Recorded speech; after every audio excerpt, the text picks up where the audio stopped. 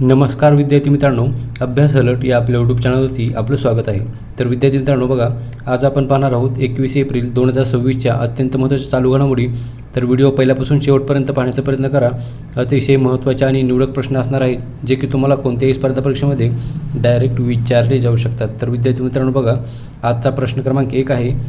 WEF म्हणजेच world economic फोरमच्या young global leaders class of 2026मध्ये कोणत्या भारतीयाचा समावेश करण्यात आला आहे? तर विद्यार्थी मित्रांनो बघा, महत्त्वाचा प्रश्न आहे. याचं उत्तर असणार आहे ऑप्शन नंबर सी, जय शहा. तर बघा, जय शहा यांचा समावेश करण्यात आला आहे. बघूयात आपण याबद्दल. बघा, वर्ल्ड इकॉनॉमिक फोरम म्हणजेच WEFच्या young global leaders class of 2026मध्ये भारतातून जय शहा यांचा समावेश करण्यात आला आहे. तर बघा, ते म्हणजेच जय शहा हे इंटरनॅशनल क्रिकेट काउन्सिल म्हणजेच ICCचे अध्यक्ष आहेत. तर बघा, जागतिक क्रिकेटच्या विकासामध्ये त्यांच्या योगदानामुळे त्यांची निवड करण्यात आलेली आहे. तर लक्षात ठेवा, महत्त्वाचा प्रश्न आहे विद्यार्थी मित्रांनो. चला पुढचा प्रश्न बघूयात आपण. तर विद्यार्थी मित्रांनो बघा, प्रश्न क्रमांक 2 आहे.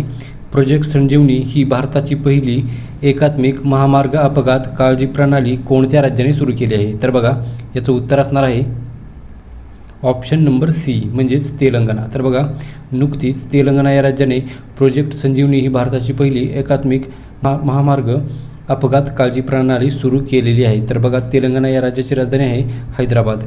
चला बघूयात आपण विद्यार्थी मित्रांनो. बघा, प्रोजेक्ट संजीवनी ही भारतातील पहिली एकात्मिक म्हणजेच इंटिग्रेटेड महामार्ग अपघात प्रणाली ही जी आहे ती तेलंगणा या राज्याने सुरू केलेली आहे. तर बघा, हा प्रकल्प रस्ते अपघातांमधील मृत्यू कमी करण्यासाठी सुरू करण्यात आला आहे. तर बघा, NH-44 म्हणजेच हैदराबाद अलिदाबाद जो मार्ग आहे यावरती हा पायलट प्रकल्प सुरू करण्यात आलेला आहे. तर बघा, यामध्ये जलद प्रतिसाद, ॲम्ब्युलन्स आणि हॉस्पिटल समन्वय यांचा समावेश आहे. तर बघा, ज्यामुळे गोल्डन अवरमध्ये उपचार मिळू शकतात.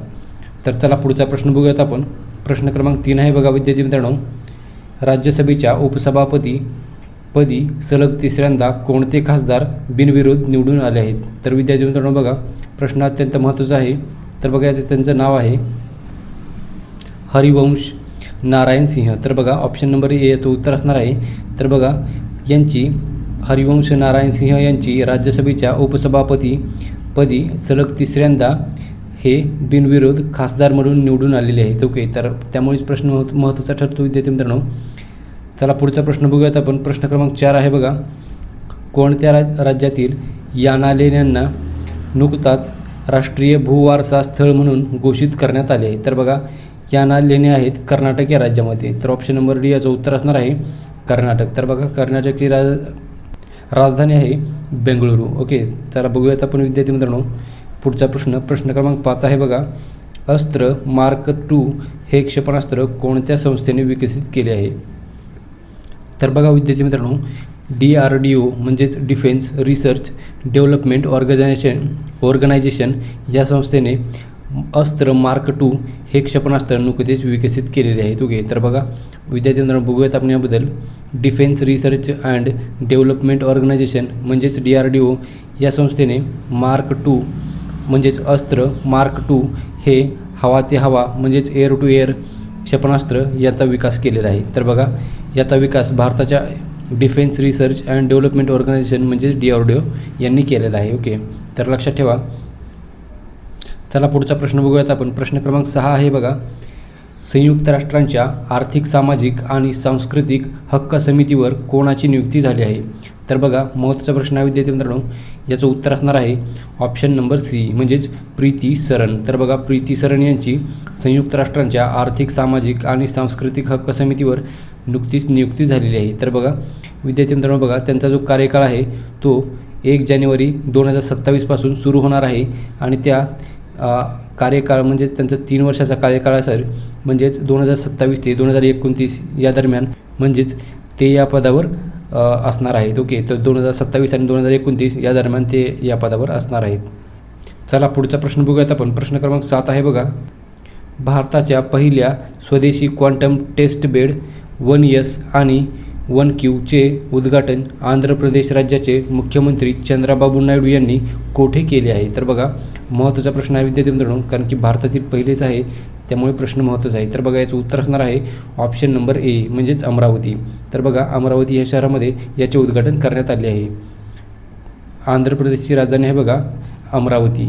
आंध्र प्रदेशचे मुख्यमंत्री कोण आहेत तर चंद्राबाबू नायडू यांनी हे उद्घाटन केलेले आहे. ओके, तर बघा विद्यार्थी मित्रांनो बघूयात आपण याबद्दल. बघा 1S म्हणजेच काय तर क्वांटम कम्युनिकेशन संबंधित प्रयोग असणार आहेत. ओके, तर बघा 1Q म्हणजेच काय तर बघा क्वांटम कम्प्युटिंग संबंधित संशोधन यामध्ये असणार आहे. ओके, तर बघा याचा उपयोग काय होणार आहे तर बघा याचे उपयोग आहेत सुरक्षित डेटा ट्रान्समिशन म्हणजेच हॅकिंगपासून संरक्षण भेटणार आहे विद्यार्थी मित्रांनो यामुळे. तर बघा दुसरा आहे अतिजलद संगणकीय क्षमता वाढणार आहे. तर बघा तसेच संरक्षण म्हणजेच डिफेन्स आणि सायबर सुरक्षा मजबूत होणार आहे. ओके, हे याचे उपयोग असणार आहेत. तर चला पुढचा प्रश्न बघूयात आपण.